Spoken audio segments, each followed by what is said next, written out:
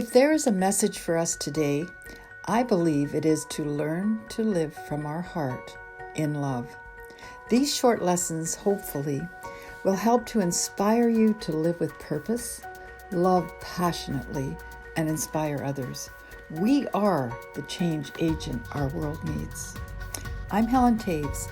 Step into the river today with me to explore the mysteries of God. They are not hidden from us, but for us to discover.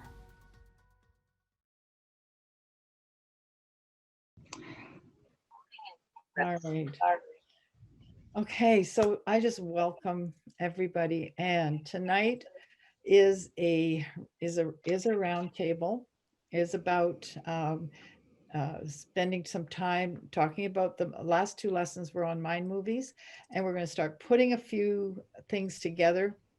But I really want you to come with your supply. If you're in the process of doing a mind movie, thinking about doing a mind movie, or a vision board, or a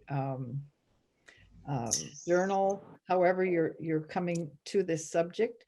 I just happy to see all of you, and hoping that this mind movie becomes a part of your life, because it is really fun. And I'm going to give some testimonies of the last month that have just, if I hadn't been in this process of being able to see the end, or envision the end, I don't know what would have happened in one case, but I'm gonna share that later. I have permission. Anyway, so just let's set our hearts together tonight. And I just want to say how grateful, Lord, that we are, that you are in us and that we're in you. And Lord, for this special, amazing reality that we are one in each other. We're thankful for that. And thank you for bringing us to this place. Thank you for this conversation that we were in, and just the reality and the realization of how amazing you are and what you're doing in our lives. We thank you for it, and we bless you. Amen. Okay, so I am going to now mute everybody, as fun as everybody's conversations are. What's interesting, though, is that he didn't run on text cuts. I think that was a feature of his platform. Right. But he ran on what we are told are the divisive social issues. Sounds like a commercial. I'm having a hard time muting everybody. So if you would mute yourselves, that would be great. Well, it tells you one thing, and that is that there's an argument about this whole question of critical race theory in this particular political race. And on one side, you're hearing it, I heard it today, I saw it everywhere. Critical race is not taught. Anita? Okay, I just muted her. All right. I don't know why I was having trouble there. Anyway, okie dokie. So I'm going to go, we're just going to spend a few minutes. We're going to do a little bit of a review and a little bit of a challenge here tonight. So if you'll just share. All right. So we're in the process of a mind movie. Either we are doing a mind movie like the PowerPoint that we shared last week, a vision board. Remember Gina held up her vision board. Gina has some very specific things that she is envisioning for her life that are pretty technical in a way that it was sort of like a Joe Dispenza needing to know how his body works. And so you saw her vision board last week. And we also talked about a journal. You can use a journal to visualize your vision, and you can paste pictures in there or draw diagrams or just write out what it is that you're envisioning. So you made it your own. And I really hope that as we see our mind movie, see what it is that we're creating, that nothing is impossible. So dream big, think big. The most important thing in making a mind movie, a vision board, or a journal is to take time to think about what we truly want for our life. This is not something you would just sit down and cut out pictures because they look pretty and and like Princess and Kings. It's about what you truly, truly envision for your life. Making a mind movie brings energy to the place where we can begin to intentionally create. That it's a total intentional creation. It required focus, thought, and desire. It requires your thoughts, feelings, and emotions to line up with our desire. And we know that it requires the energy called gratitude to bring the desire into being. And we've seen that in so many areas that we've studied in understanding that gratitude is actually the creative process to our intention, to our purpose and desires. It requires a new purposeful and intentional way of thinking. It requires us to see and feel the result that we are believing God for, seeing the end result, not just wishing for something. It requires us to spend time to deconstruct our old mindsets and replace them with our visions for our life. It is not name it and claim it. It is not simply decreeing and declaring. It is not only wishful thinking. All those things are good, but that is not what a vision board or mind movie is about. Inspiration comes from different times and places. And I loved what Caroline, when we were in the chat session, and I'll ask her to share a little bit when we come to our round table, because she's carrying a journal around with her right now and writing as she's inspired and as she has time and as she purposefully thinks. Such a brilliant way. Sometimes you just might be walking. Actually, one of my very favorite places for inspiration is in a shower or a bath, something you just sort of, the whole world is away. We made a mind movie because what the mind of man can conceive and believe, it can achieve. That's Napoleon Hill. The art of thinking is the greatest art of all, for as a man thinks in his heart, so is he. The thinker knows he is today where his thoughts have taken him, and that he is building his future by the quality of the thoughts he thinks. We learned that it's a scientific and a spiritual truth. Where your focus goes, your energy flows.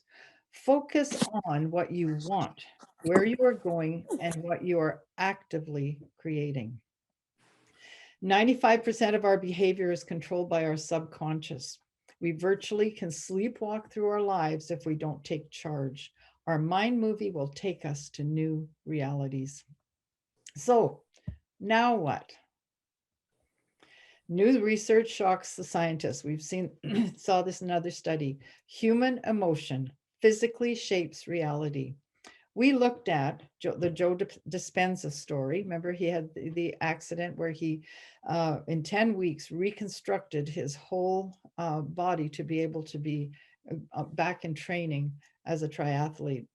We saw the medicineless hospitals in China that healed cancer in 3 minutes. We saw that on a screen. We saw that satellites can read the emotions of a population during 9/11, and that our hearts and brains can heal our bodies. We are the technology for change. Is there ever a better reason to make a mind movie? I know you've seen this a number of times, but I love Louise Hay. She's passed now, but she has some amazing truths. So I changed my life when I changed my thinking.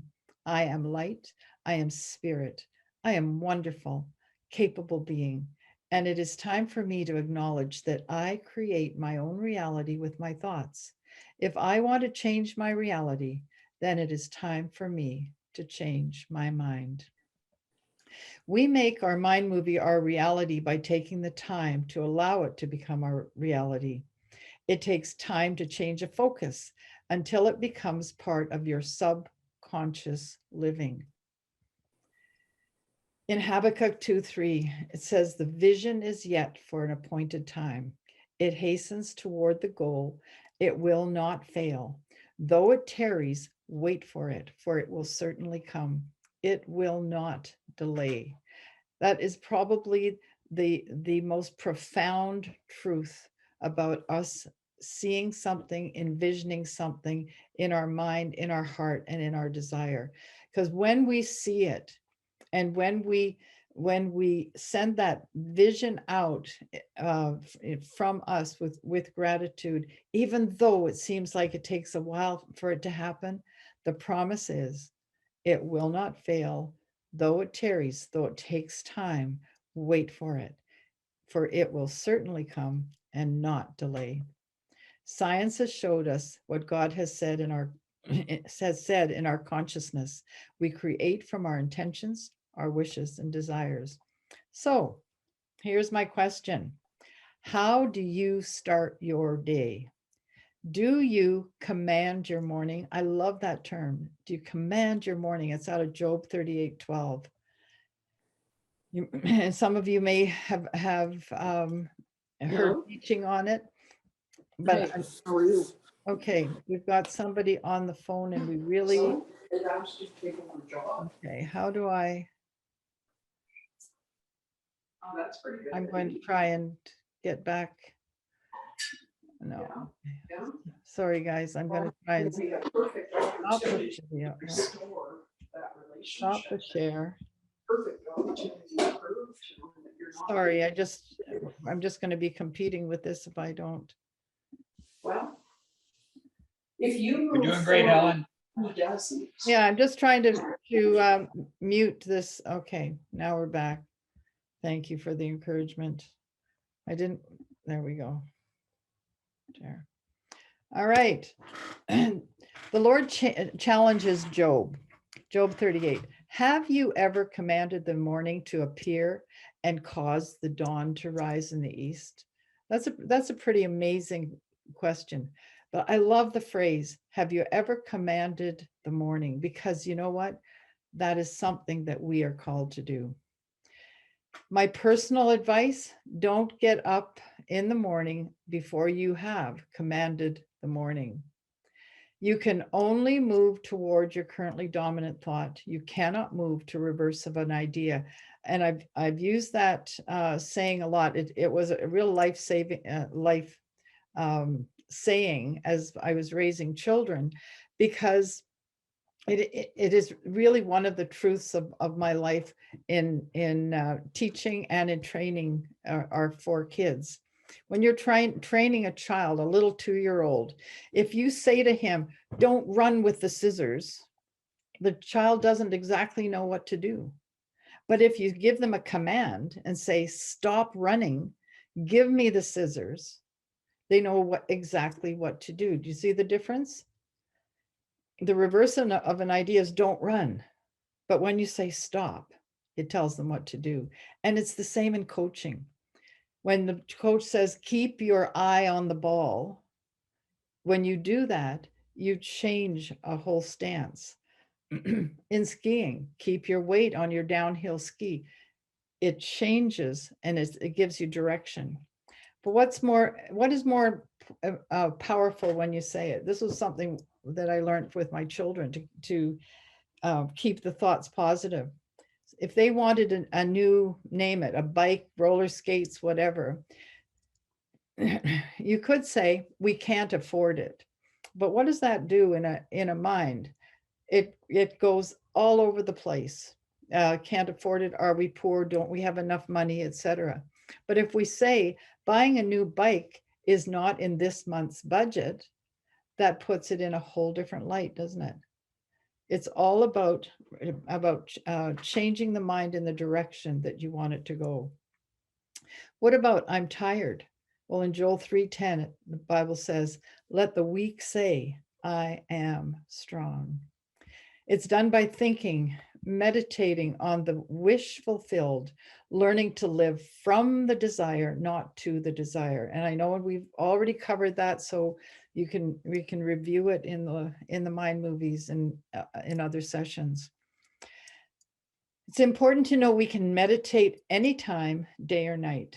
And Caroline, you just totally inspired me to share a little bit of you this today, because that's what you're doing. When you're keeping your journal with you, when you've got a busy day and you've got a stop here and you're waiting for something, you're going to this meditation and writing and thinking. And it doesn't matter where you are, day or night.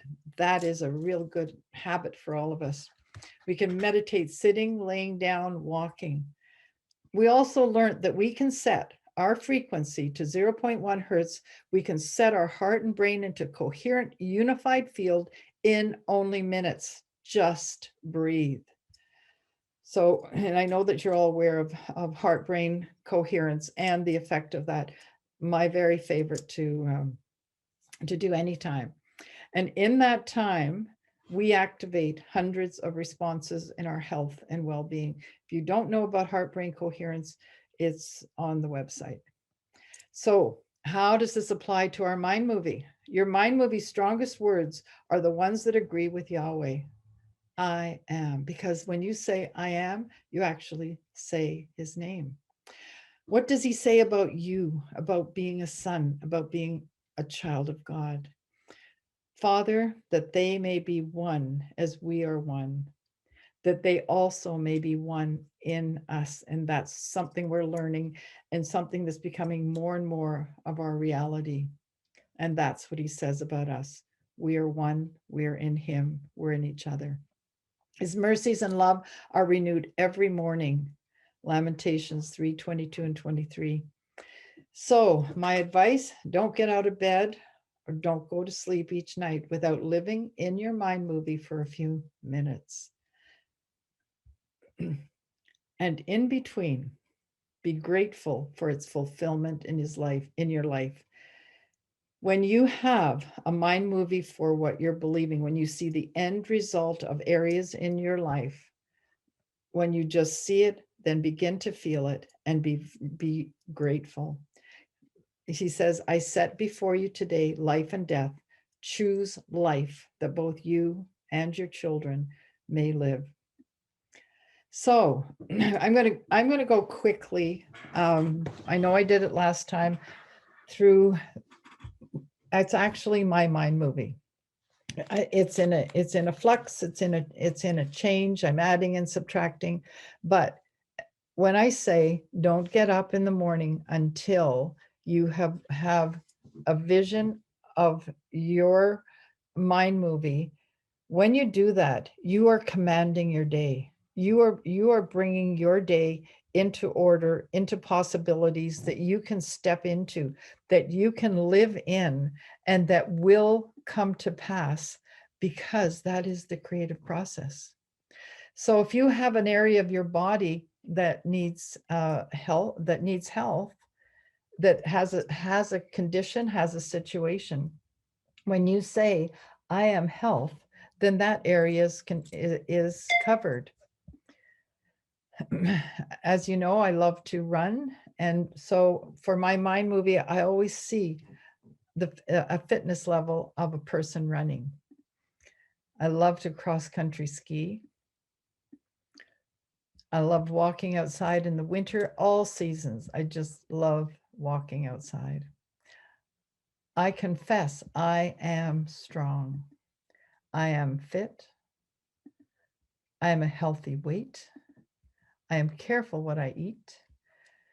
And I just like the saying, healthy isn't a goal, it's a way of living. When you, I am wealth. I have financial independence. And I used a picture like this for financial independence because it just spoke to me as fun. I imagine total financial independence as being fun. And when I see this, I know what is speaking to me. And if you find the picture or the image, even draw your own, find the one that speaks to you. I believe finances come. I believe I am debt-free. I see that. I see Ed and I traveling the world together. And of course, this is where we haven't been together yet. So I put this in my mind movie because we will be there. It has no limits. When you have a mind movie, you either can get on an Air Canada flight or a Delta, whatever, or you can own your own plane. I think we're just going to own our own. We have no limits. Or just fly first class, that works.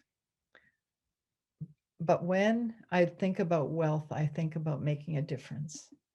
I think about digging wells in Africa, either going there or financing them, making a difference to communities of people. I like this. Make a difference, be the reason someone smiles today. I believe to feed the hungry, to support children's sports. And I believe no candle loses its light when lighting another candle. So never stop sharing and helping others because it makes your life more meaningful. That's a reminder to myself all the time. Greatest wealth is family unity. It's priceless. And that was our 2019 family unity in Puerto Vallarta. It was stellar. I am wisdom. I am wisdom. When I see I am wisdom, there's because I'm also involved with ascending and other forms of prayer and meditation. Sometimes I will see wisdom in different ways, and I'm not going to share about that tonight, but those of you who are part of ascension groups know that you can actually meet wisdom. She calls to us. But in my wisdom, I want to inspire people. I want people to look at me and say, because of you, I didn't give up. We rise by lifting others. One of the greatest things you can do to help others is not just to share and give what you have, but to help them discover within themselves to help themselves. And I am passionate about that because you know what? It's exhausting trying to help somebody or do things for someone else. But if we can help each other, help ourselves and walk with each other rather than trying to control or to say you should or whatever, will just change lives, including our own. This is something I have done for years and absolutely love, and that is to have the wisdom for the School of the Supernatural. That's changed over the years. I take saying he was immunized. New questions, and he will not be playing in the big game against Patrick Mahomes. I'm looking for getting good at this, eh? Jacqueline's. It's Jacqueline's phone. It's who? Jacqueline? Jacqueline. Oh yeah, there we go. Yeah. Okay, done. Okay. So now I'm back. No. All right.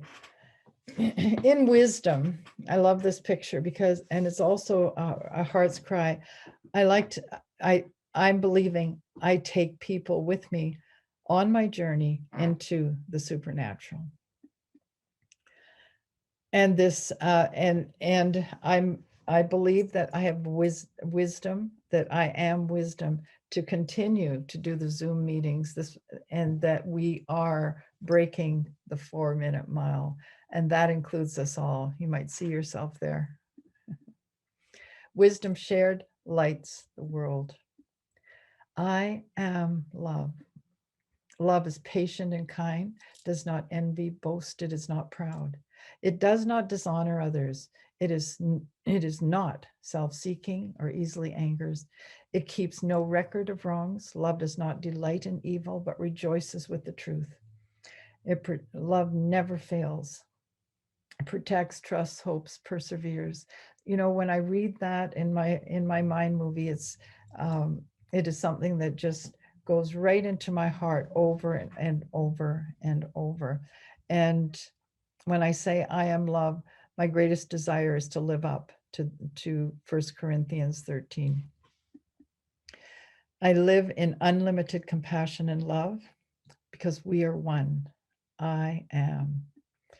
I love my inner child. I am my inner child. And maybe in the future, because this actually has become very real in my life. It started as a belief, and it's become a reality. I think would be fun to share. Love heals. Love imparts. Love sees miracles. I am deeply and passionately loved. I love deeply and passionately. Love never fails. I Am Unlimited has just been unfolding in the last few months, actually. And so this is a little bit raw, but I love developing this part. I put this on it. I love the movement, and I love the fact I am unlimited, and I don't know what it looks like, but it looks like fun to me. Nothing keeps me from rising. I am energy. Energy never dies. I am a creator with Yahweh. I am unlimited love. I am able to transport and to relocate. There he's going, there they're coming back. I can see it happening. I can feel it. Gems manifest. I have angels on assignment. I calm the storm. I can walk on water. Sometimes I am invisible to the world around me. I am the change the world needs. I am the Merkaba, and we have a teaching on the Merkaba in the series. I am the wheels within the wheels. We learned about our energy centers. The more you activate, the more you meditate, the more real it becomes. I am the technology. I co-create with Yahweh. Nothing is impossible. I am the fire of God. I can go up Jacob's ladder. I can see the Lord. I can see and I can feel what the world cannot. Miracles are in my hands. I have the mind of Christ. Nothing is impossible. The technology is within me. I am Yod He Vav He. Today I will walk out on the water to the middle of the lake. I will stand, I will smile, and I will worship. I surrender all to Yahweh. I put it in the hands of God because He is love. The New American Selah, the New American Standard Hebrew Lexicon defines the Hebrew word Selah to lift up or exalt. Some scholars believe that Selah was a musical notation, possibly meaning silence or pause. Listen to the silence. When you're creating your mind movie, listen to the silence. Don't be afraid of the silence. It speaks volumes. Command the morning. All right. I'm coming back here. Okay. So I hope you didn't mind that little review. I really, a few things. Number one, if you aren't in process yet of doing your mind movie, really think about it. It is probably the most amazing way to help you to establish your thinking into that place of what you're believing for, or sorry, what you're believing from, not believing for. When you're believing for something, you're in progress. When you're believing from something, you appropriate, you have it. It's your reality. And I have Ed's permission to share something with you guys tonight that happened. I'm going to say 6 weeks ago now.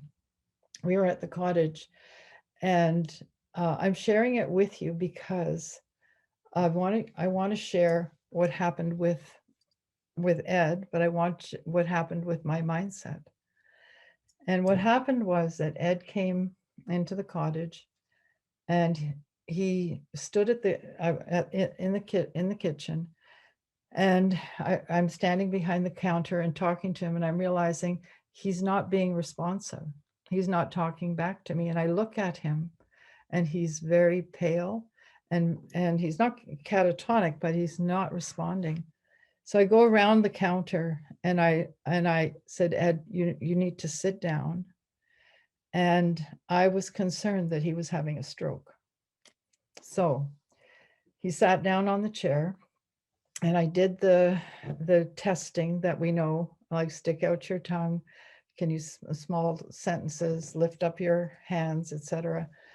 And he could do all that, but he wasn't responsive. He wasn't himself. Then I took his blood pressure because we have one of those things at the cottage, and his blood pressure was off the scale.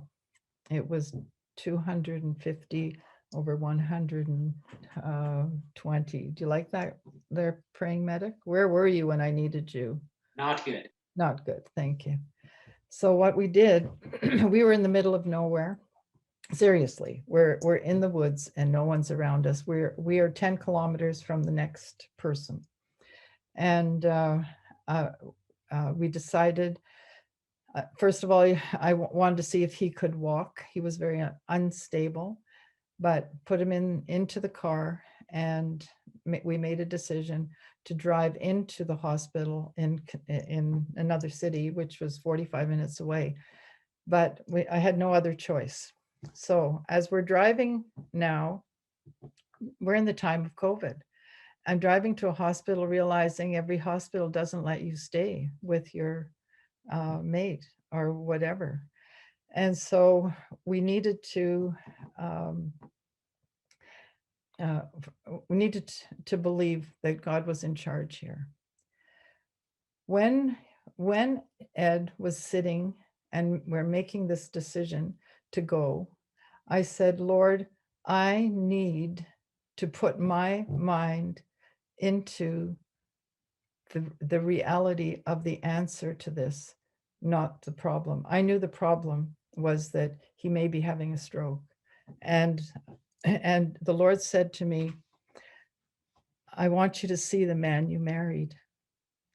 And when he said that, because we were also married at the lake on the deck, I looked up and all I could see is the man 27 years ago that stood on the dock with me, and we said I do. So I kept that, and that became my reality. I had absolutely no fear of anything from that point on. I didn't like what was happening. He started vomiting. It wasn't good. And when we got to the hospital, they took him right in. But what happened was the nurse came out and they said, we want you with him. He thinks he's got high blood pressure. I said, yeah, he doesn't remember what's happened. So I was able to be with him for the next 7 hours. And nobody bothered us except he went for all the testing and everything. And when blood pressure started stabilizing, they did all of the things. And I was so grateful to be there. At the end of the time, the doctor, who was absolutely magnificent, they had tests and they just did them right away. And they did a brain scan and carotid artery scan with dye. I don't know what it's called, Greg, right now, but it's called something. And they can tell if there's any stroke, any damage. The doctor came in and he had already been in, and he'd given the results of the tests, and he said, he's had a stroke, but we can't find any damage, and his arteries are fine, and everything is fine. And he went out to do discharge papers and that. He came back in, and instead of looking at Ed, he looked at me and he said, so, is this the man you married? It did me in. For 7 hours, that's all I was in my mind and in my heart was this. I could only see him without anything wrong, without anything at all. And that's what the doctor said. We can't see any evidence. His arteries are good. And is this the man you married? I'm sharing that. It's a hard testimony, but it's a good one. Because you know what? 6 months ago, that wouldn't have been my mindset. 6 months ago, I was a different person. I knew about all this. I knew about what we're studying, but it wasn't my fail safe. It wasn't my immediate go-to and my immediate thought that I need to set my mind to the answer, not deal with the problem, because you can automatically deal with problems. I hope that blessed you. I'm going to open up right now for, I have another testimony, but I want to hear from you guys. Where's Caroline? Where is Caroline? You're on another screen. Okay. Are you there? Oh, there you are. Would you share a little bit of what you're doing? I just loved I loved what you shared with us before we started. And you're just opening this up, just the way you're doing things. Would you mind sharing with us? Well, thank you. I just wanted to say the one last thing about that experience you just had was, I heard the other day a thought, and it is find an anchor. So Yeah. that was your anchor, that photo, or that picture of him. Yeah. So we scurry around, and they suggested that in advance to various situations, like if you're scared of flying, get an anchor. And they called it an anchor. Anyway, I just like that term too. I love that. I love that. I love that because you know what, when you're in a crisis, you need something that's going to anchor. Mm. So putting that together with what we're learning, right? Mm. About you know, having your mind movie, getting to that place where things in your mind are so strong. You are health, wealth, wisdom, love, unlimited. You know, you just are. And then when things come at you, I haven't had a bigger test than that, quite frankly, for a long time. And you come to that place. You do need an anchor. You need an anchor. And anyway. Yeah. Well, I don't really know what I said before, Hardy, but basically, I don't want to have a PowerPoint for myself because I don't always carry my phone or my iPad or whatever around. We live in the country, an hour out of the city, and often when I go in, often it's with my husband, and I'll go in early and come home late. So there's only often so many jobs you have to do in a day, and I have spare time. So I always have a wee flask of tea in my car. and I've got a few spots around the city that are awesome. And I might go and have a little nap and a little sip and a cup of tea if I haven't got something for 1 or 2 hours. And so what I find is that's my God time. And it's like sometimes I love it so much I miss not appointments, but I think, I'll do that next time. I'll do that next time, because it's so delicious finding a spot under a tree by the river where there's not many people, and just delicious, you know. And it's like God is there. Well, he is there because he's in us. Anyway, so I've bought I don't know if you can see it, and the way my screen is anyway, I bought a really nice little notebook on purpose, and the very front of it, I have written in it a lot of those little sayings that and quotes that you, Helen, first told us when you were teaching, and it gets me into the frame of mind again. And I may not need them soon, but for now I do. And then I'm basically doing it in there and adding anything I need, and just spending the time getting into anchor. And whatever area it is, you know, and it's just so good. You feel so happy, and it's just amazing. Yeah. And I did it for an appointment yesterday, and I said that I wanted to walk out with, I even, this was a very, very short term one, like a week one, 1 week long. But it was like, I'm going to walk out of that appointment with blah, blah, blah, blah.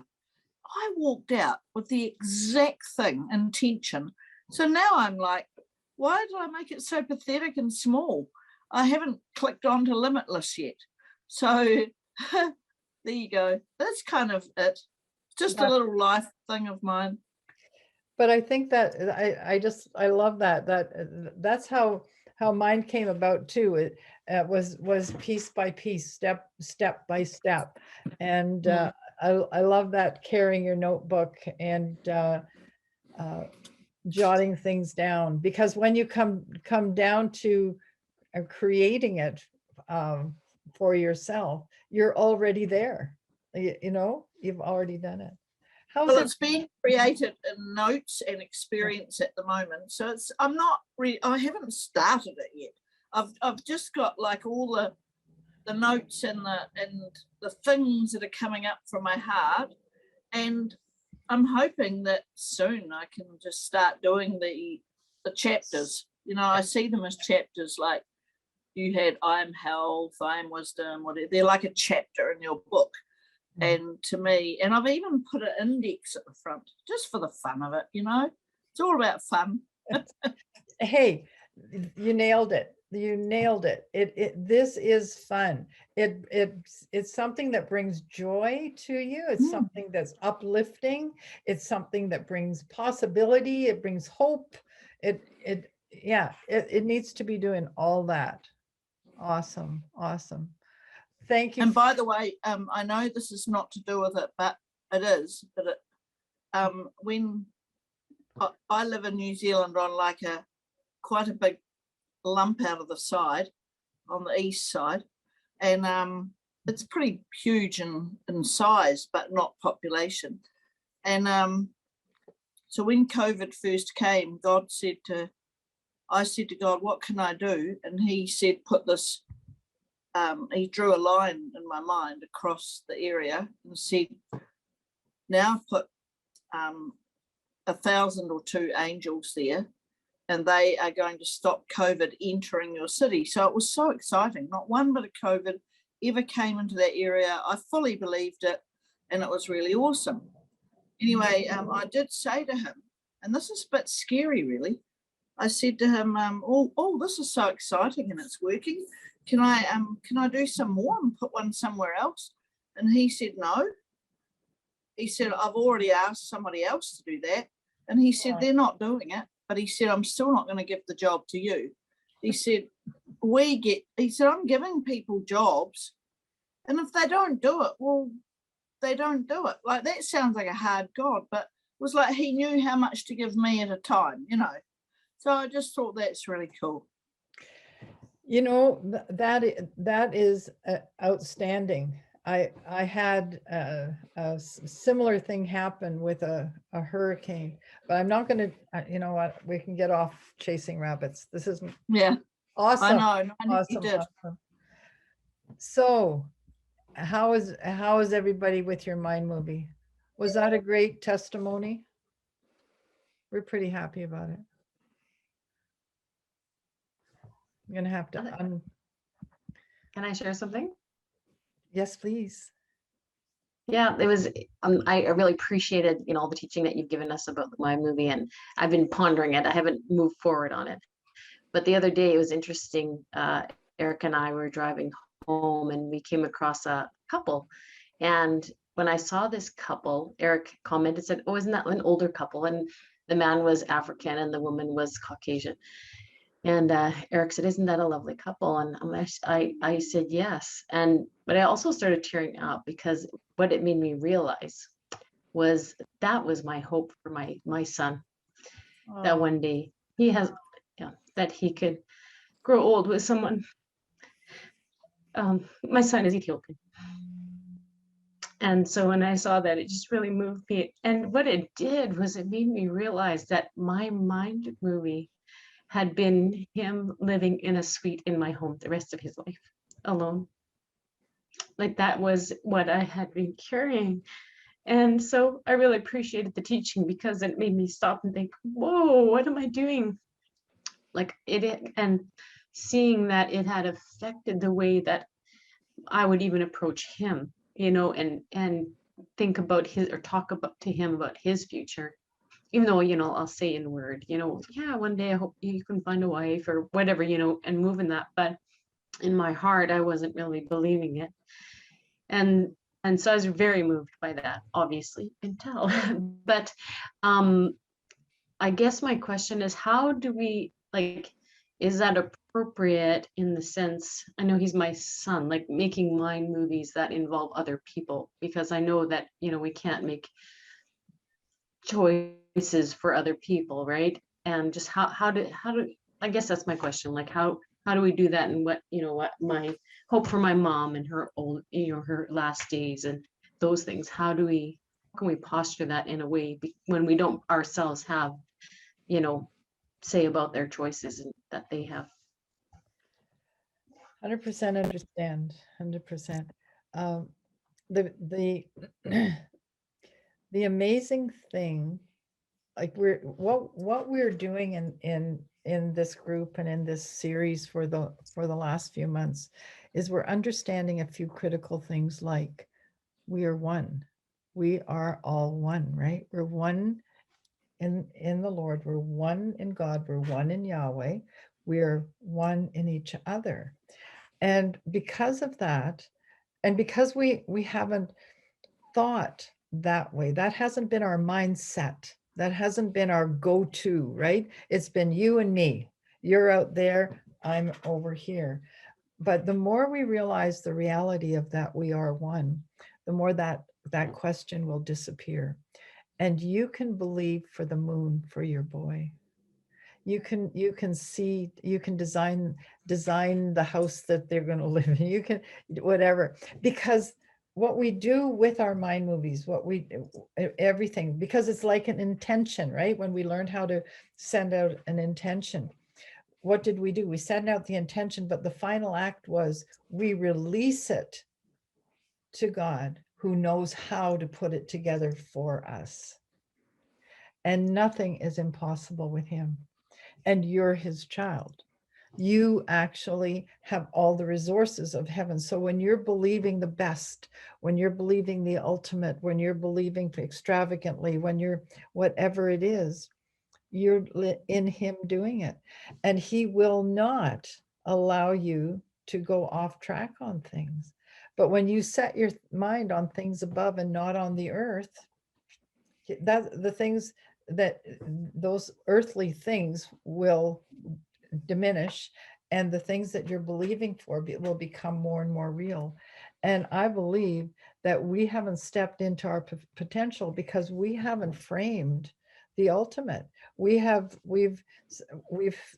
said, I have to go and get my PhD in astrophysics to affect the world or whatever, something crazy, when actually our desire to change the world comes from within us and in the heart of God. He knows how for us to do it. He took an Esther, a little Esther, an orphan girl, and put her in with a whole bunch of other, girls, and she got to be queen. How does that happen? How does that happen?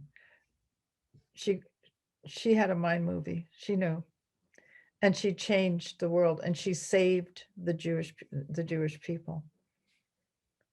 Your son has unlimited future. Mm-hmm. And so do you. Thanks, Helen. But you know what? Just start there. Start there for him. Yeah. Has anybody started their mind movies? Have you, Yolanda? Oh, and I gotta look for hands. Sorry, I see hands now. That's okay. I've got a background with the Yeah. color of my hand, so you can't really see it. Well, throughout this whole thing, Helen, I'm like not here. I've gone through a portal, like a huge like tunnel of clouds. And Yeshua is with me, and he asked me where I'd like to go. And I said, well, I just need to be somewhere beautiful and quiet with water and trees, and where, you know, the wind is gently blowing and I can hear the water. So he took me to this place. I don't know exactly where it is, somewhere in the cosmos. And I asked him if we could take Roxy, my friend's little dog who I used to look after. So Roxy's with us. And we are in this amazing, oh, it's incredibly beautiful. We are leaning against a tree and it's so peaceful. Everything is reflected in the water. So you are looking at, it's like looking at two dimensions at the same time, because everything is reflected very, very clearly. And then through all of this, as everyone's speaking, it's like echoing in my ears. And it's like I've taken all of you with me. So everyone is with us. And we're in this place. And it's like, you know, when we had our ascension, and the Lord gave us each a cloak of invisibility, which took on the frequencies, our unique frequencies. So I have a cloak of invisibility of frequency, and it has unique patterns on it. So I can transport, I can translocate wherever, and I have been doing that over the last week.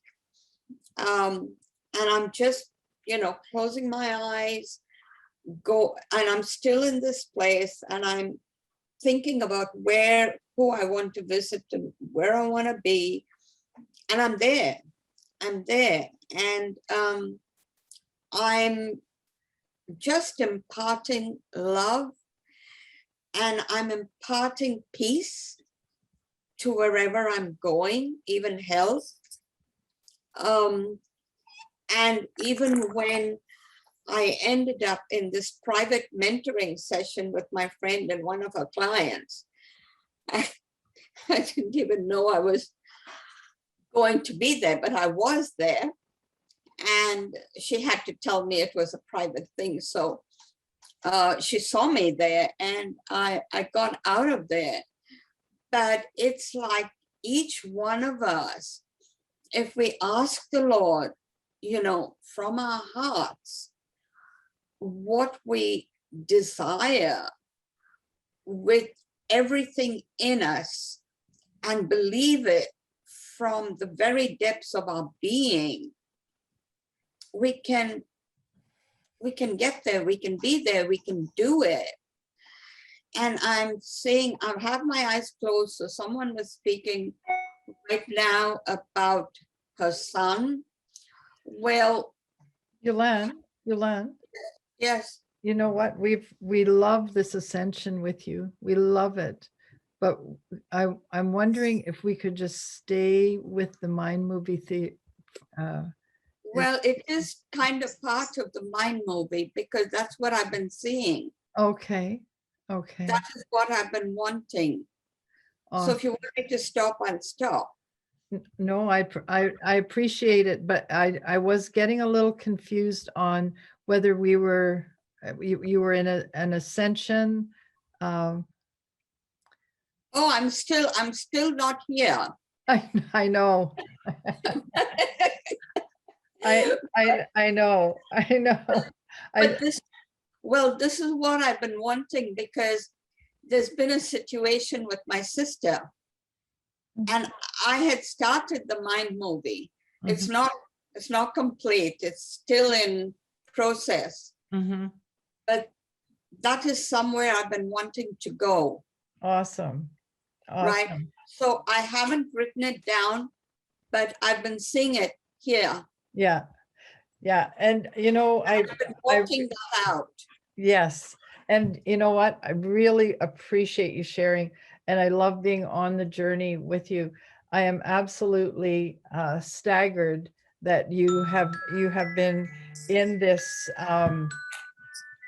Sorry, my phone's going off here. That you've been in this state actually for a week now. I just to let people know, Yolande lost a couple of days last week in this, and it's absolutely brilliant what the Lord is doing with you in it. And I love how you took us and are taking us with you as well. And I'd love to hear more. I actually, I'd love to just turn it into an ascension time, but we need the work. We need the roundtable time so that we can chat about some of the practicalities of it. Can you share any of the practicalities of your mind movie, how you put it together to get to this place of ascending with it? Well, I've been actually speaking to Father about it, about what I desire, Right. what I want, what I've been seeing, and walking out my scroll, basically. Okay, I love that you said that. I love that you said that, because that can become an intricate part of a mind movie. Absolutely. Absolutely. Yeah, so that is what I've been doing.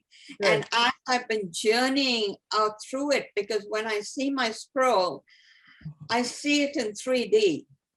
Right. I don't see writing. I see it in 3D, like, you know, a Yeah. city fully built, like Yeah. all of this kind of thing. Good. And so wherever I want to go, Awesome. and it's like walking it out rather than putting it down on paper or whatever. I mean, Yeah. I've been doing it on my computer, and I started it, Yeah. but I'm really actually walking it out. Perfect. Perfect. I love that you're doing that, and I'm hoping that it'll inspire others as well. So thank you for sharing that. We appreciate it very much. Okay, we're going to Susan M. and then Jackie. Susan, lower hand. Okay, well, Helen, I really appreciate your testimony and testimonies, because they really do inspire and get me all revved up to keep going at this. Because I find for myself, I'll go really hard at it, and then I wane, and I'm a bit torn at times, because I do like to just really go inward and you know, concentrate on my breathing and meditation. So I'm quite quiet. So this, you know, I haven't worked it out yet how this, but anyway, all that to say that I haven't done a journal or a vision board or, you know, the mind movie thing yet, but I did have one intention, and that was around my son, who works for the city of Ottawa and has decided not to get vaccine. He wanted to stand for freedom. So that was fine. So what I did, but of course he's going to be suspended without pay. And so I'm concerned because he has a family and a mortgage and all that. So that was my intention. And so I wrote out a letter from HR sending it to my son, and they were notifying him that there had been a change, that he would be working from home instead, and that he would have full pay and benefits. And they would notify him when he could come back and work at the office. And thank you very much. So I in my mind then, in my heart, I try to feel the result of that, which would be, Adam saying, "Hey, Mom, this is amazing." And I see myself in his home, and he's telling me as he's working from home, he got this letter and la la la. And anyway, there hasn't been an answer yet. It hasn't answered for me, but remember what it says, that the vision may tarry, but it will come. Like that's yes, that's that's the most difficult part at times, is to stand. Well, I was okay to wait, but here's the thing. I hear and read one side says, really focus, really focus on this and don't let it rest type thing. But then I read another, and it says, ask, feel, from, and then don't give it another thought. So there seems to be results both ways. Well, here's the thing. It's not a, somebody said it's out of relationship, right? Our Yeah, I love that. Is out of relationship. It's not out of a program. It's not out of a 12-step. It's not out of, because he and the other thing is, he works differently with all of us at different times. So staying tuned in, it's like I think the most radical one is my friend's son, who had COVID, and he was on a respirator, and our mind movie, our intention was that we saw him healed, and it only got worse and worse. So what I felt during that time, where the reports are bad, but I would continue just to stay with him. I drew on the truth that I know, that we are one, that we are in each other, that what the Lord showed us in our God squad, as it were, meeting, of him being healed. So I would continually go to him, and stand with him during the time where nobody could be actually with him, and saw things like the angelic, saw actually his father come to him and encourage him. And even the day where they called the family in because there was nothing else that they could do, we didn't let it affect us. We just stayed there by his side and strengthened him.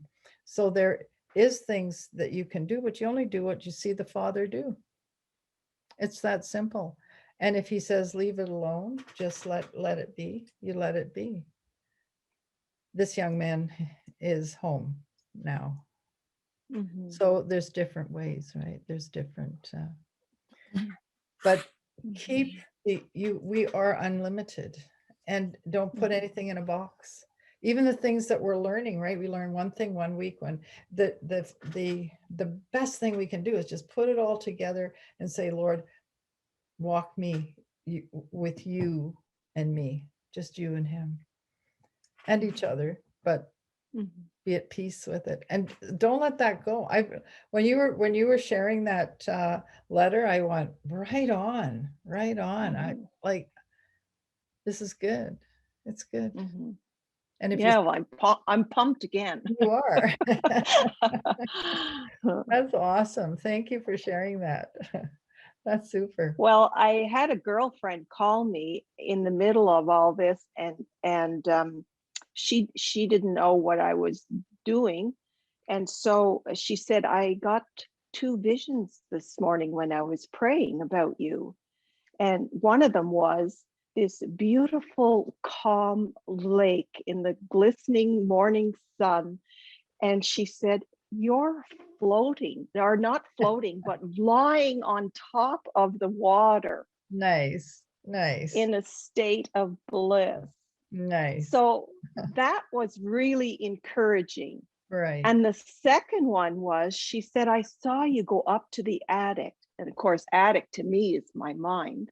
Okay. She said, and you went to this beautiful treasure chest and opened it up, and inside were all your favorite outfits. Well, I take it, my thoughts.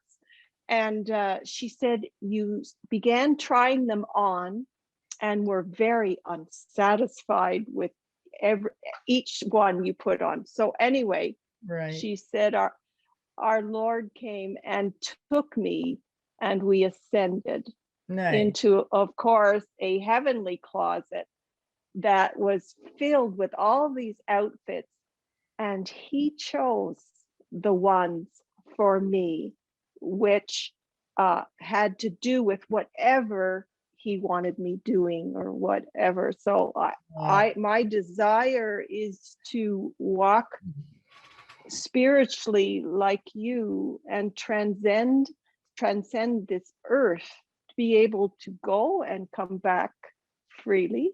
Amen. On assignment, whatever. Well, that's what that meant to me. So those two visions were very encouraging. That Father was on the job. Yeah. Yeah. Even, Awesome. yeah. Awesome. Does okay, Em, and Jacqueline, I'd like you to put your thinking caps on. Are there any practical things that you can share to help people with their mind movies? That's my question. Em. Okay, I actually got stuck, Okay. and I don't know if anybody else has had this problem, but I got stuck, but I was stuck because I put myself in a self-isolation room. It's been around about a week, and I've done the mind movie is what you call it, but I've got my vision for my life, because my desire is to help people, and in any way that I possibly can. That is what I feel that my purpose is. So but what I discovered over this past week was that I had placed myself in an isolation room.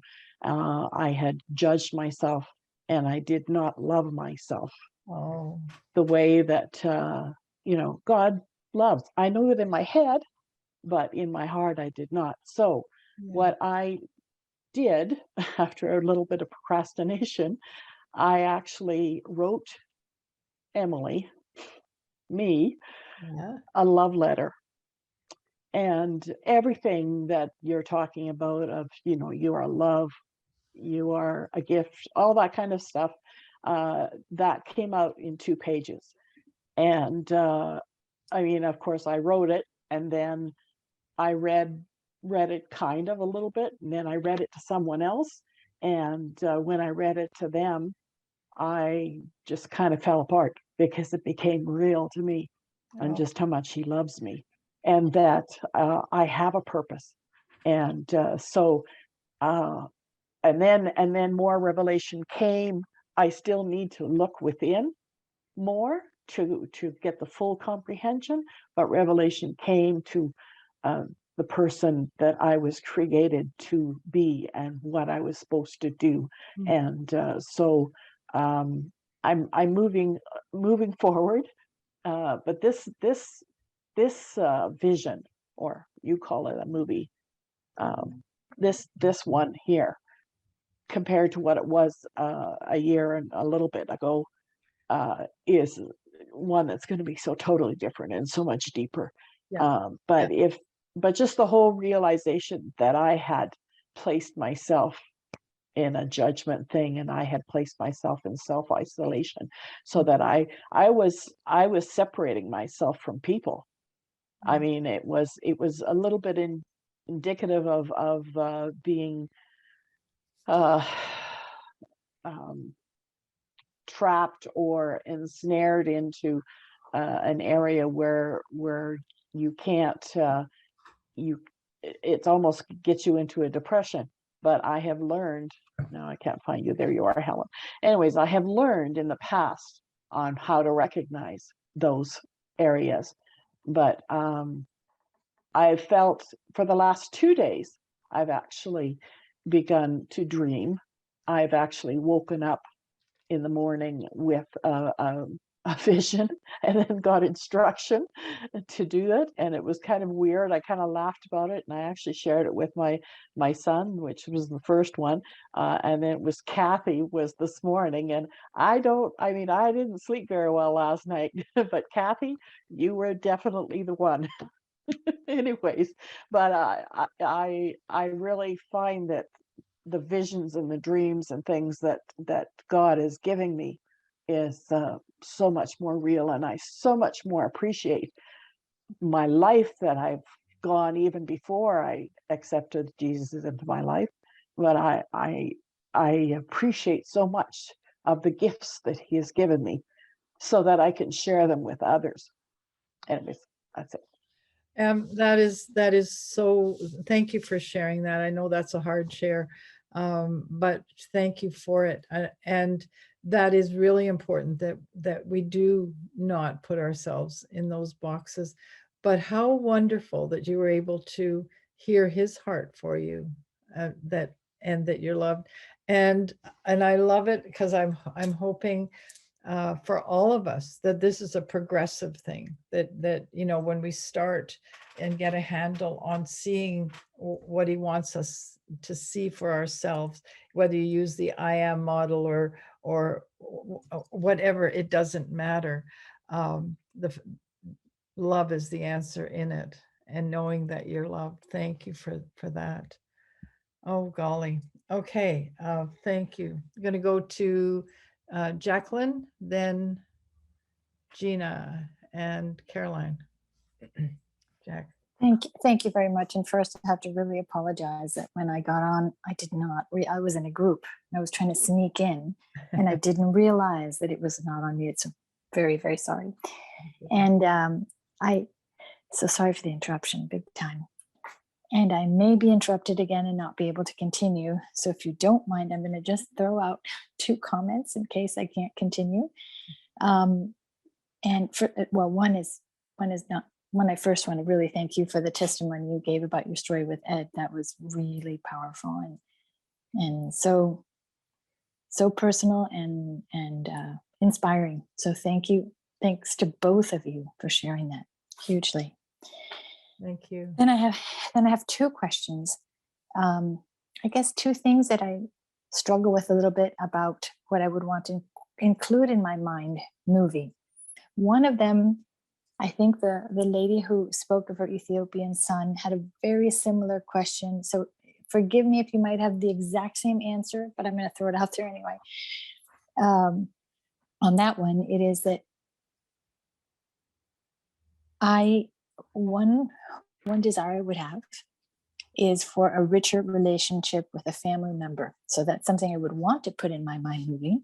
Mm-hmm. But I've also been told to be cautious about ever praying or intending for anything that involves another person's will, so that we don't start to move into a manipulation / witchcraft. So that's one question.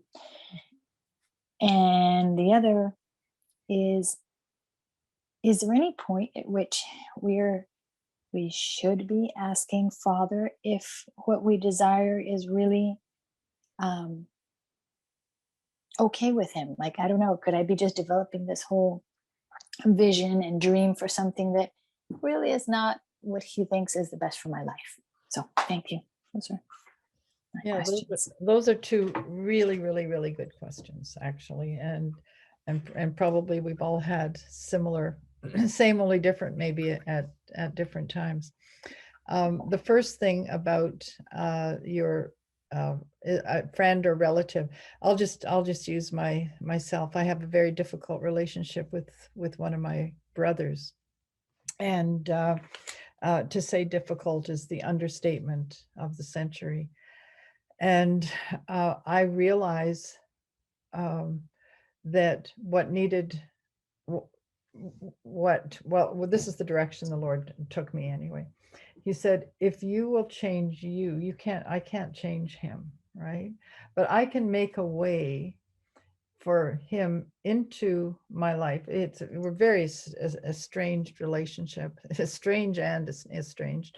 But when I could love him so much that anything that he would say or do, like he would maybe send a message through somebody, or intentionally want to cause pain. And those things really hurt me at one time. I've got to a place working on me, not him, that he can't trigger me. A memory can't trigger me. Anything he would say or do can't trigger me, because my love is greater for him. And it isn't even sympathy. I'm sorry that, you can't receive that. My love is so great for him that if there ever is a place or a way for reconciliation, I would be absolutely over the moon. But I too believe I can't change his will, but God can. And so I in the time of working on myself to get to that point, and it's been a process, because he's my closest brother, and we were both born in Norway, immigrated together, all of that. We are the closest, and I have spent many, many, many hours and hours and hours asking the Lord for anything that may be a hindrance, anything that I could pray for him, not for him to do or to change, but anything that would bring release to his life. So, but it's been me centered to open an avenue, a light for us, and it is now up to God to do the rest of it.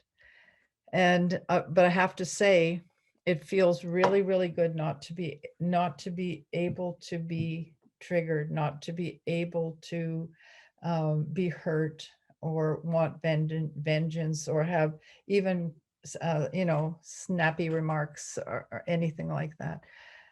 So that's how I deal with those things.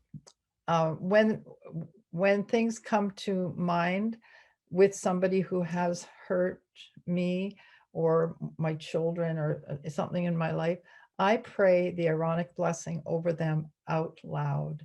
And I do it until I get it myself, till it becomes real. To be able to release things to the Lord, I think is really powerful, and he knows how to make it happen. So I don't know if that helps you. I understand the witchcraft and all that. Just change, be love to that person. Just be it. You don't have to be it by doing anything. Just be it, because you are spirit, so are they.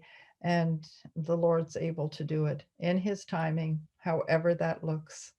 And, So and is, I'm confident. Go ahead. sorry, so is it reasonable in a mind movie to see myself as having a wonderful relationship two-way with that person? Like if it's a child or something where you just are hoping for better? Yeah, I actually, in my mind movie, I don't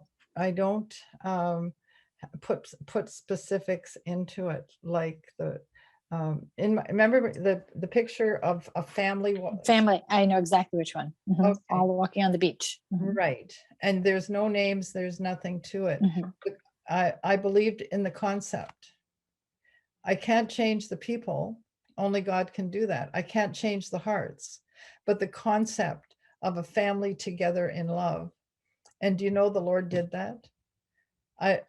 He did what I could never in a million years do.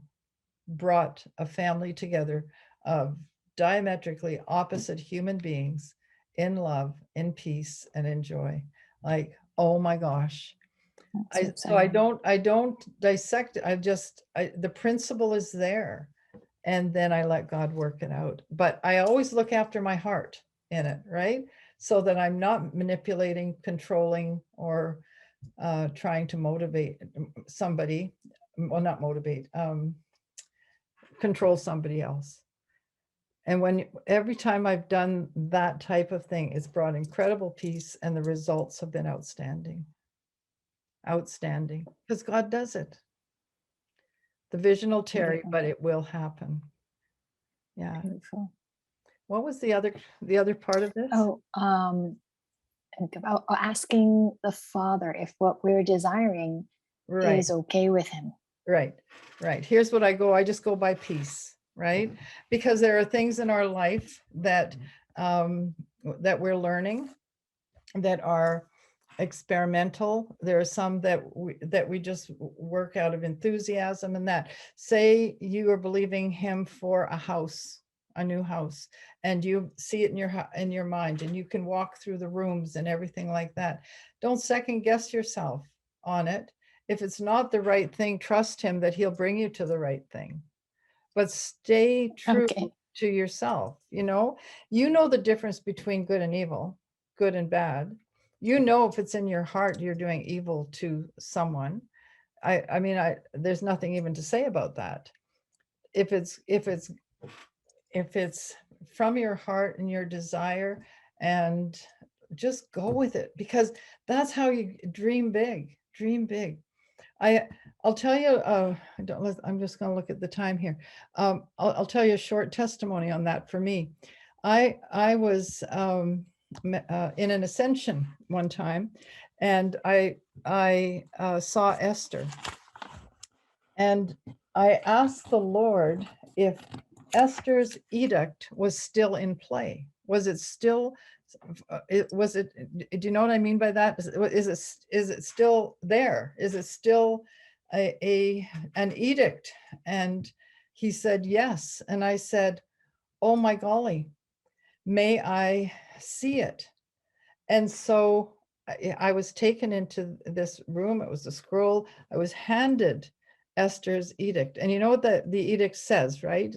When she was trying to protect the people, and she was told that she could kill the people that were trying to kill the Jews. And you just have to read it. It's been a long time since I've addressed it. Anyway, I'm reading this, and I'm saying, can this be brought into this time? Because it was a time when things with governments and Israel weren't really good. I'm trying not to say too much. And I was so excited to see this edict and read it. I brought it into a court for it to be ratified. And I was so caught up in this encounter. And when I did that, I brought it in, and this being came up next to me, took it from my hand, and said, this is not the time or place. And wow. I went, oh my golly, forgive me. I had no condemnation or anything. Do you know what it did? It showed me that if I do something out of order, in the wrong way, in the wrong place, in the wrong time, my God is bigger than me. And he wants to protect me from myself and people from me. And he will do what's necessary to do that. I have no embarrassment to say why or that this happened. I just trust him so much. And that gave me more trust to be able to go out on the limb or to go higher or to go into more of what we're experiencing, because I know he'll protect me and I know he'll protect you from me. He loves us that much. So That's great. I wouldn't Yeah. worry about it. I would go for the gusto. Go for That's super powerful. yeah. Great example. Thank you. It resonates with me. I get that. Oh, Thank you. Okay, awesome. Okay, Gina. Hi, everybody. I was just thinking about one time when I had this mind movie. I had my son in mind, and I thought, well, I'm just going to lift him up to the Lord, and I thought, okay, well, I don't really know what the answer is for him, or how I'm supposed to pray for him, because maybe that's not what he wants, and I'm a mom, and I'm thinking, well, too bad, this is what he needs. But We all get that, Gina. We all get yeah, that. probably not, but anyway, so I thought, oh well, I'm just going to do an experiment because I don't know what else to do. And so I was waiting on the Lord, which I realized was meaning entangling with the Spirit. That's what waiting on the Lord is. And I thought, well, okay, so how could I be wrong? Or how could I mess up here if I'm entangling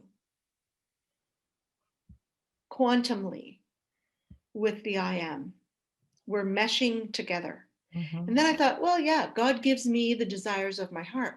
That doesn't mean he gives me whatever I want. It means he puts in my heart his desires. And if we are one, and if I'm in him and he is in me, then my desire is exactly what I'm supposed to be praying for. So I decided that whatever I wanted for my son that day was exactly what God wanted. And so I thought, good, okay, I've rationalized it that way. It wasn't really a rationalization. It wasn't a justification. It was a truth that God had showed me as I was entangling with him. So I thought, okay, well, this is fun. So I'm going to do this experiment. And so I put my son before the Lord and said, okay, and I was praying for his well-being, and I was praying for that he would move forward in his life. And so I sat there and didn't really do anything but waited, entangled. And then in my spirit was, he will find a wife. And I'm like, oh yeah, whatever. That's not exactly what he needs right now. And I'm thinking, what I'm talking about is, how he's going to move forward and coming to the Lord in a greater way or something, right? I don't really remember what I was thinking, and then the Lord said to me again, he will find a wife. I thought, oh, so that's the answer that I'm praying from. Great. So then I started seeing and imagining him finding this wife, and then it dawned on me as I was seeing it, because it's been his desire his whole life to have a wife and a family and to be a dad and to, all of that. And I remembered this one little thing that he said to me when he was in grade 10. I can hardly wait, Mom, to be a dad. I thought, well, yeah, you're a bit young for that at the moment, but it just came back to me.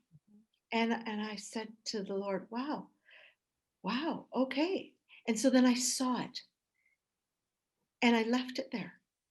And I never ever went back to it, because it became so real in me that this was the solution that the Lord had dropped in my heart for him. And so I kept that in my heart, but I released it to the universe. I released it to source. I let that thought go into the realm of the kingdom, so that I wouldn't screw it up. Meaning I wouldn't say, okay, so this will be, okay, like I should start looking for a girl and introduce them to her. And, no, God was going to look after the details. It was God's gig. It was my fuel from spending time with him, my fuel and my energy that I helped send it forth. And so it was really fun because I thought, okay, I'm just going to do this experiment. I'm going to leave it alone. There it is. Threw it out there. The end. Then, I don't know, 6 months or something later, he said, "Oh, Mom, come on out to the lake when we'll have dinner because I want to introduce you to this girl." I said, "Oh, okay, great." And he said to me, "She's the one." And I said, "Oh, really?" And he said, "Yeah, I want you and Mark to meet her." I said, "Oh, okay." So we did. And as soon as I met her, I knew. And it was the neatest thing because I hadn't thought about it for, 6 months. I just put it away and put it on the shelf and left it. So it was this really neat, beautiful, easy, simple, trusting experiment that I had with God as I entangled with his spirit and just let him speak to my heart. Nice.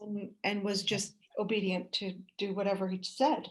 So yeah, so they are together, have a beautiful baby boy, and that's the end of that story. It was quite simple, and I didn't want to make it difficult, and I didn't want to get myself in there, really. I mean, I could have, because I'm sort of a doer girl, but I thought, no, I'm going to do this experiment and let the Lord do what he's going to do. And he did. Yeah. Yeah. That is so good. If we just give him our desire to get our hands off and trust, amazing. Imagine what he could do with us, right? Just imagine. Wow. Thanks for sharing that. I love it. Love it. Love it. Okay, Caroline. I am going to have to unmute, dear. There we go. Thank you. Just this really is really quick. I hope I'm not going back to something we've passed, but anyway, I just say to myself, I've been doing it for a few months before you even came to do all this. So you said it took you 6 months to make your mind movie. Yeah.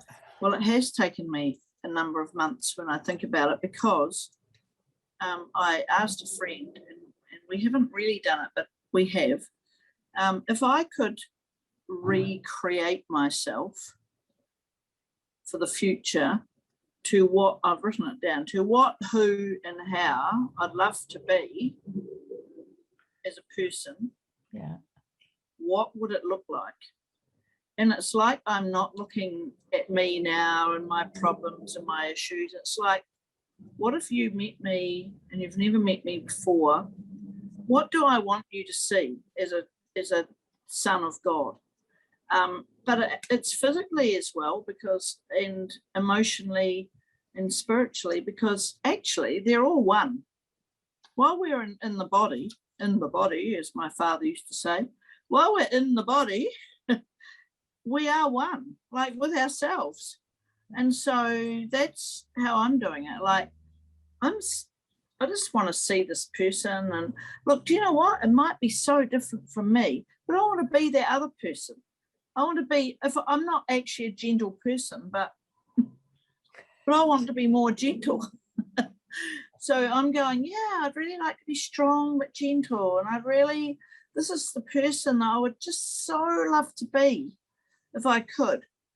And so to me, that's been a huge help in working out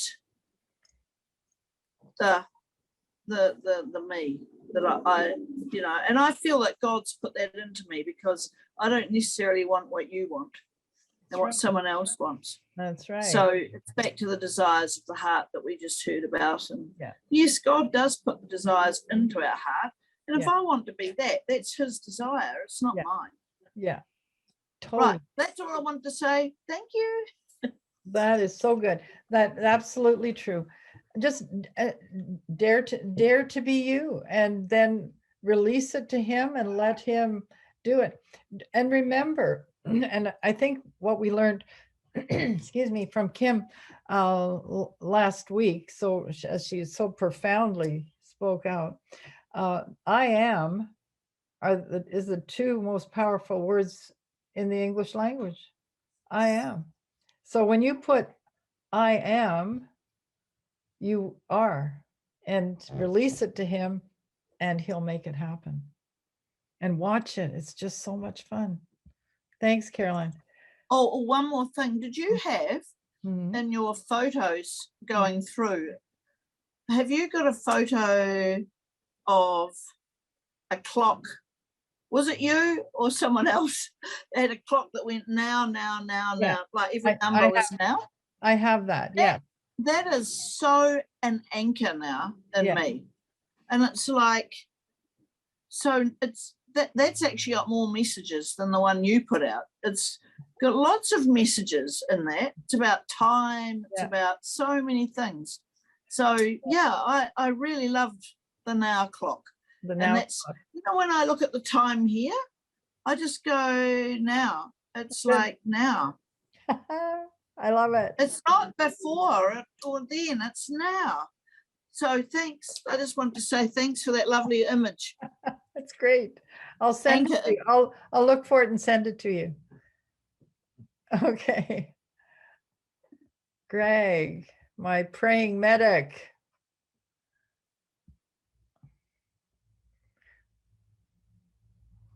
Okay. Sorry, that's not helpful. Okay, there you go. There we go.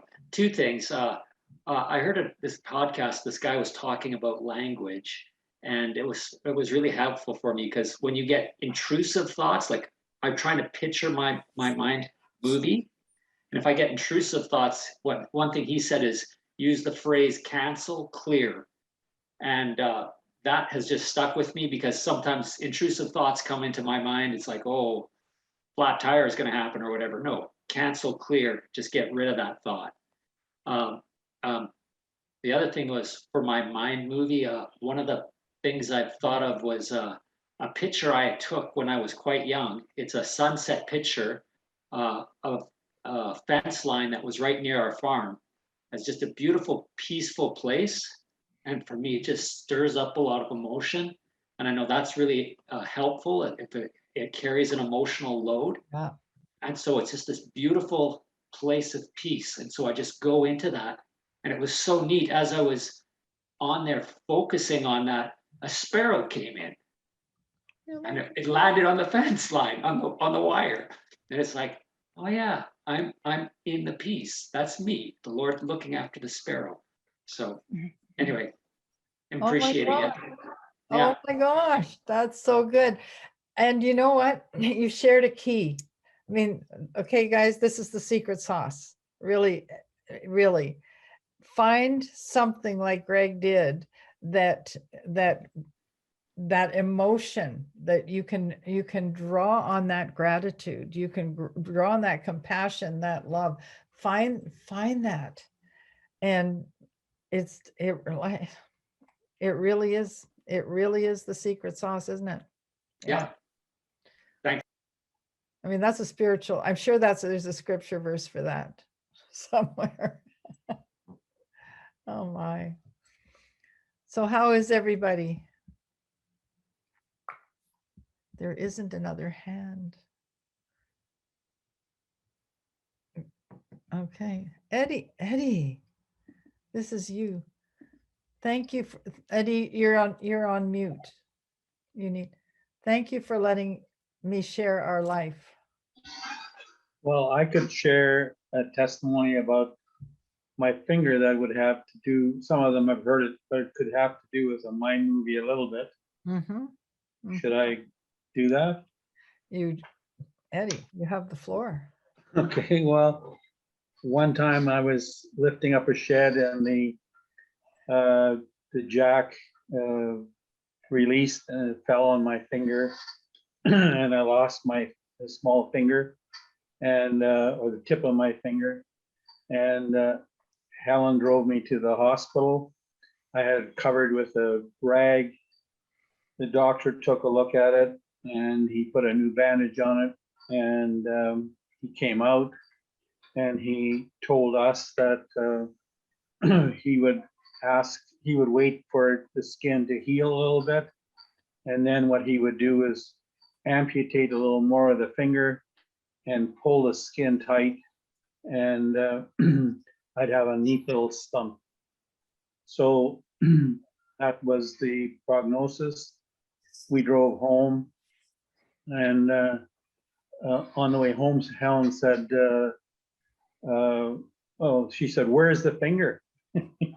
So I said, "Well, it's underneath the shed." And she said, "Let's go. I want to see it."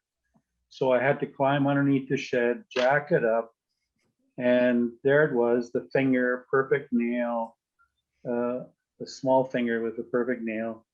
And I saved it. I won't tell you the rest, but so then we went into the house and Helen said to me, "Which option are you going to go with?" And I'm going, there's only one option. And that is that, I mean, that's what I'm thinking is that there's one option, and that is to wait for my finger to heal and to get the doctor to organize the stump. And I said, what options means you have two things. And he said, well, you can go with the doctor or you can go with God. And I went, oh, I hadn't considered that. So I said, I'll go with God. And she said, let me pray for you. And so I'm thinking that she's going to pray healing and she's going to shake me and all these things that people do when they pray for you in a church. And she said a little prayer. And one of the big things that I noticed was that she prayed restoration. And I went, when she finished, I said, Helen, like, do you know the difference between healing and restoration? And she said, yes. She said, God is a God of restoration. So I said, okay. So we waited a few days, and every time I would go somewhere, I would bang my finger and I was in a lot of pain. And so she got a plastic or aluminum cover for the finger, and she would change the bandages. And every time she changed the bandages, I'm going to say that I saw my mind movie, because restoration means that this finger that I've lost is going to be magically restored. And so while she's bandaging, I'm looking at my other hand and looking at the finger, and I'm going like, God, are you going to really do this? Like, I know that there's a verse in the Bible that says, I believe, help my unbelief. But in my Bible, it says, I am committed. Oh, Lord, help my uncommitment. So anyway, so when we changed it, I always looked at my little finger and saying, boy, like that's going to look good. And one day Helen said, you've got a little toothpick in your end of your finger. And I'm going, okay, that looks like a nail, but it hurt. And she bandaged it up. A little while later, the toothpick became a little wider toothpick and a little longer. And pretty soon I had a nail coming out of my finger. And what we didn't realize was that as the nail was growing out, the finger was growing out. And so here I had this finger that I had put on the end of a willow stick to show people why I had a bandage on. And nowadays, if Helen hadn't told me to get rid of it because I left it on a fridge somewhere and with growth, I would have 3 little fingers. But I don't know if you can see, but I have two little fingers that are the same length. They look the same. They have a perfect nail, and I know that I can testify that God is a God of restoration, and that He will create whatever you want if you fervently desire it. And so, coming back to changing it all to a mind movie, is that if you take and you dwell on that and put the movie in front of you, like I had that finger every time she bandaged my hand, I saw the other finger. And anyway, the Lord is so good in my life, and I've got lots of testimonies, but this one is years ago, and he regrew my finger and restored it. So He is a God of restoration. Amen. Eddie, I love doing life with you. I love the miracles. Thank you for sharing. That is so great. So great. You know, when miracles happen, you almost wonder if they're real at times, right? It just, but it is. And thanks for sharing that. That's really awesome. Okay,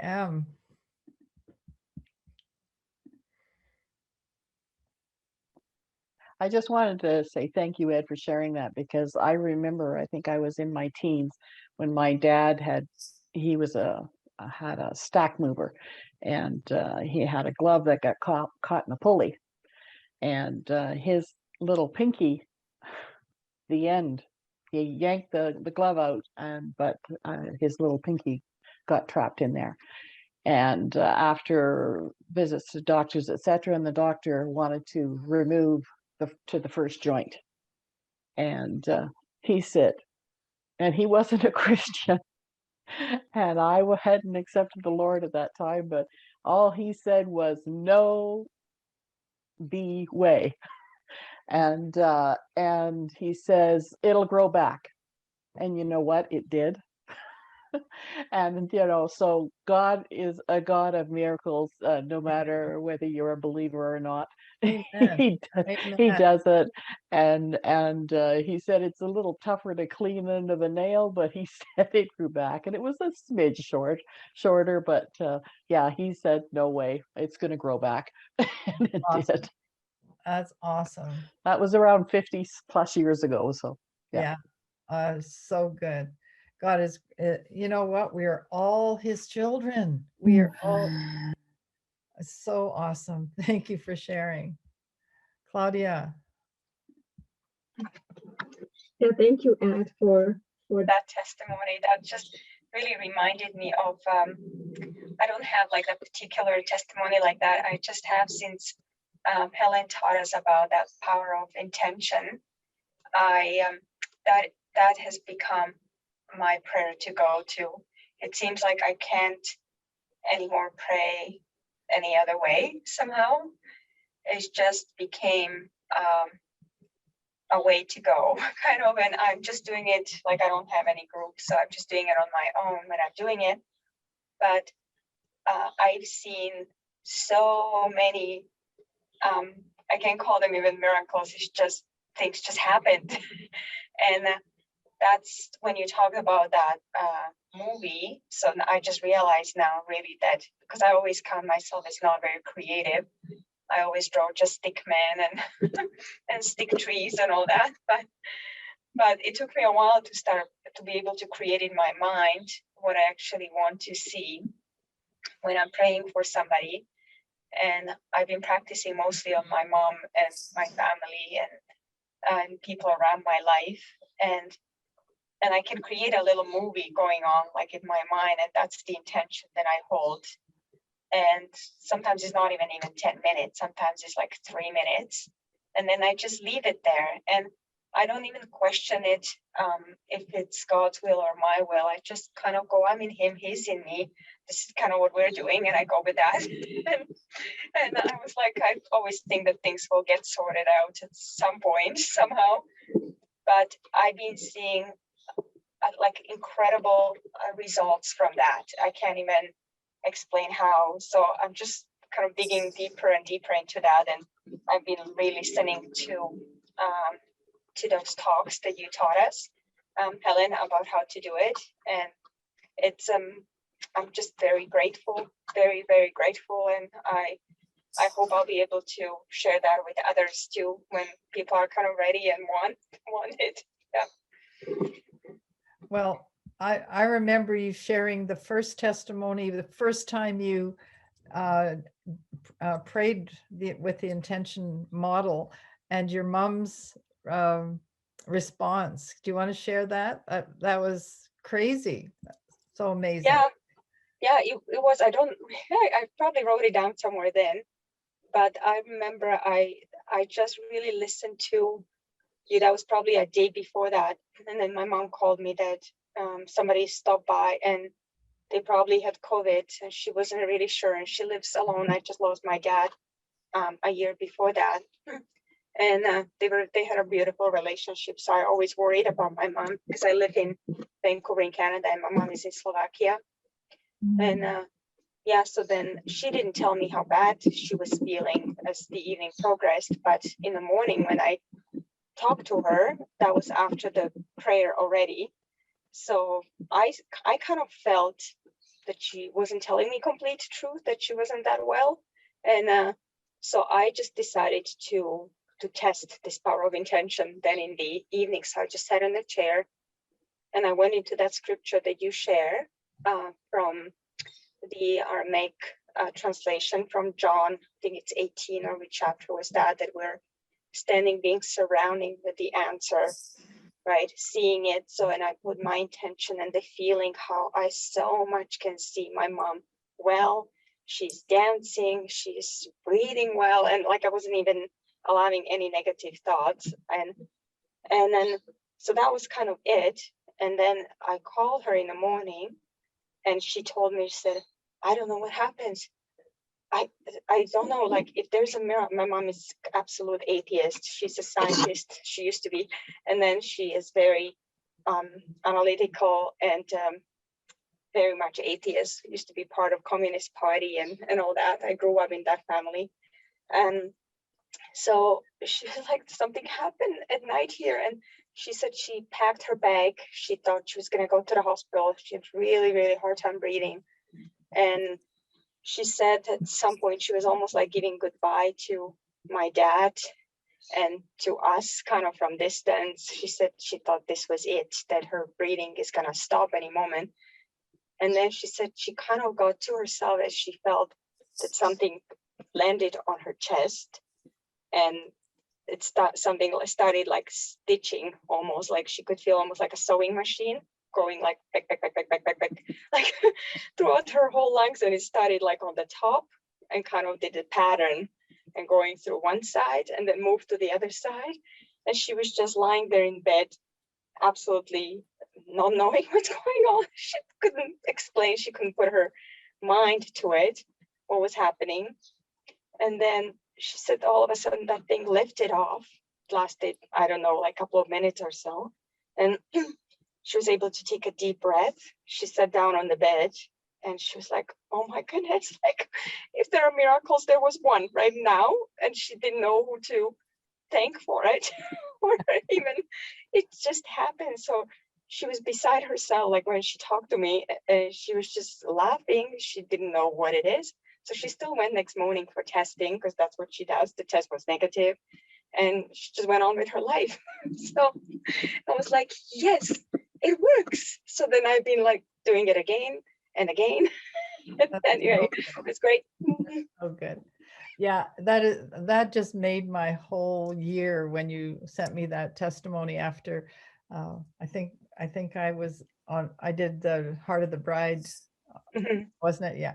And anyway, I'm going, oh, your testimony became mine, and I just thought, Wow. And I love the fact that your mother was not a believer and a scientist and just everything, right? Just everything. Yes. God can move in. And you're right. That I think Em said in the chat I read, there is a correlation between intention prayer and mind movie. And all of this is coming together.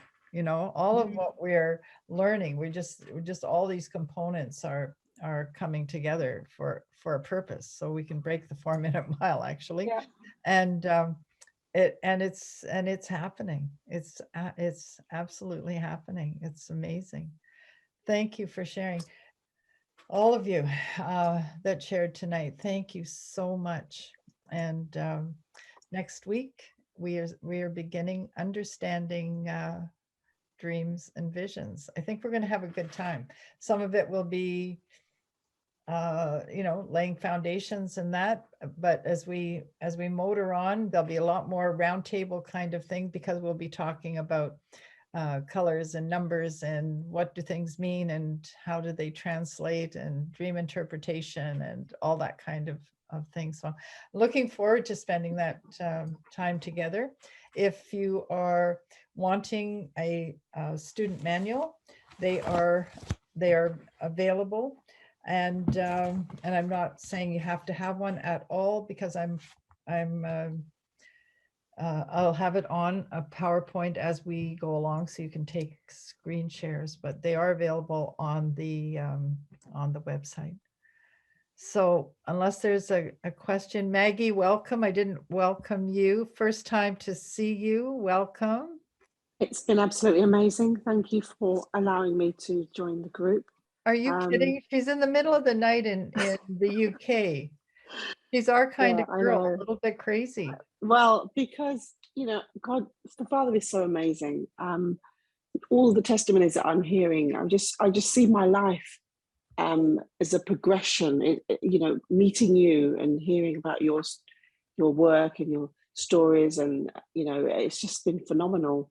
And I just feel that the Father is just taking us on a journey, and we're learning through individual experiences. Because, like you said, your testimony and the people's testimonies and the group become our testimonies, and we can kind of see, how God is working through them, through us. We're all just one massive family, aren't we? Really, it's just we are so one. We are so one, and I think just listen. I'm just happy to listen, because I'm just seeing how we're all being stitched together, and our lives are being stitched together in such a almost magical way, but I'm thankful for the opportunity to be on this group. So I'm hoping that I'll learn lots. But well, great to be here. Maggie, we learn from each other, and if you're not here, we wouldn't have that piece of the puzzle. So thank you. I hope you can it must be around 2 or 3 in the morning now.